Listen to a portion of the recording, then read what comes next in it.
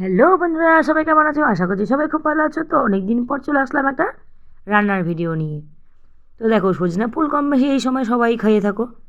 আবার যদি কেউ না খাও সেটাও কিন্তু জানাবে। আর তবে আমরা কিন্তু খাই, ঠিক আছে? এর আগে একদিন করলাম, সেদিন করেছিলাম বড়া, আর আজ করেছি কিন্তু দেখো ফুলগুলো দিয়ে পোস্ত। তো ফুল দিয়ে এই পোস্তটা কিন্তু আমার মায়ের কাছ থেকে আমি শিখেছি রান্নাটা। তো দেখো ফুলগুলোকে ভালো করে ছাড়িয়ে নিলাম। তো আজকে একটু বেশি করে নিয়ে এসেছিলাম যেহেতু পোস্ত করব। তো দেখো এবারে ভালো করে ছাড়িয়ে নিয়েছি, পোস্তটাকে পাটায় বেটে নেব।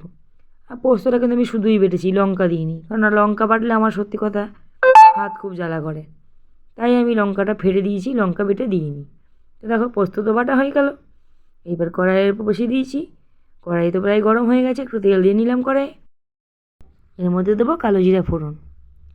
তো পোস্ত করলে কিন্তু আমি কালো জিরাটাই দিয়ে থাকি, আমার বেশ ভালো লাগে। তো দেখো আলুগুলোকে একদম ছোটো ছোটো কুচি কুচি করে, মানে খুব ছোটো সাইজেই কেটেছি। তো তাড়াতাড়ি সেদ্ধও হয়ে যাবে, ভাজা হলে ঝটপট হয়ে যাবে রান্নাটা। আর ফুল তো বেশিক্ষণ সময় হবে না সেদ্ধ হতে, সময় লাগবে না। তো দেখো আলুটা বেশ ভালো করে ভেজে নেব। এবার ফুলটাকে আমরা ধুয়ে নেব। তো বেশ ফুলটাকে ভালো করে ধুয়ে নিলাম। তো ফুলটাকে ধুয়ে নিয়ে জলটা আমি ঝরিয়ে নেব, ঝুড়ির মধ্যে রেখে দিয়েছি। তো দেখো আলুটা মোটামুটি অর্ধেক কিন্তু ভাজা হয়ে আসলো। তো আরেকটু ভাজা হবে, তারপরে কিন্তু আমরা নুন হলুদটা দেবো। তো দেখো লঙ্কা বলেই দিয়েছি আমি আগে, যে বেটে দিই না আমি লঙ্কা। তো লঙ্কাটা দেখো আমি চিড়ে চিড়ে লঙ্কাটা দিয়ে দিয়েছি, ঠিক আছে? সত্যি আমার কিন্তু হাত খুব জ্বালা করে, জানি না কেন আমার এটা হয়, হয়তো বাটি না পাটায় বেশি, ওই জন্য হয়তো। দেখো এবার নুন হলুদ দিয়ে নিলাম, স্বাদ মতো নুন দেবো, আর একটু সামান্য হলুদ দেবো। হলুদটা কিন্তু বেশি দেওয়ার প্রয়োজন নেই, যেহেতু পোস্ত করব, তো বেশি হলুদ দেওয়ার দরকার নেই। তো দেখো মোটামুটি আলুটা কিন্তু ভাজা হয়ে এসছে। তো এবারের মধ্যে দিয়ে দেবো ফুলটা। আলুটা যখন ভাজা হয়ে আসবে, জল দেওয়ার কিছুক্ষণ আগেই কিন্তু ফুলটা দিয়ে নেড়ে চেড়ে জল দিতে হবে, কারণ ফুলটা দিয়ে বেশিক্ষণ ভাজা যাবে না। তো দেখো ফুলটা দিয়ে দিলাম। আর এইভাবে কে কে খাও জানিও কিন্তু, আমার বেশ ভালোই লাগে।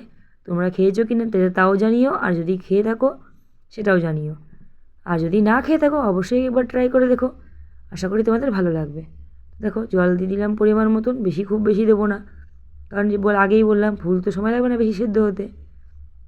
ব্যাস দেখো মোটামুটি কিন্তু জলটা কমে এসছে। তবে হ্যাঁ, কড়াইয়ের জায়গায় আমি কিন্তু এখানে একটা প্যানে বসিয়েছি, কারণ কড়াইটা আমার দরকার ছিল তাই জন্য, ঠিক আছে? তো টাইম নষ্ট করা যাবে না, না কাজের সময় আমাদের, বলো তো, তাই না? টাইম নষ্ট করা যাবে না। তো দেখো মোটামুটি জলটা টেনে এসছে, আর একটু শুকাবো, তারপরে আমরা নামিয়ে নেবো। সামান্য একটু মিষ্টি দিয়েছি। তো যাই হোক, মোটামুটি দেখো হয়ে গেছে। তো ভিডিওটা কেমন লাগলো অবশ্যই জানিও, আর কে কে খেয়েছো সেটাও কিন্তু জানিও। ভালো লাগলে অবশ্যই লাইক কমেন্ট শেয়ার করে পাশে দেখো। চলো, ফলো না করলে ফলো করে দিও।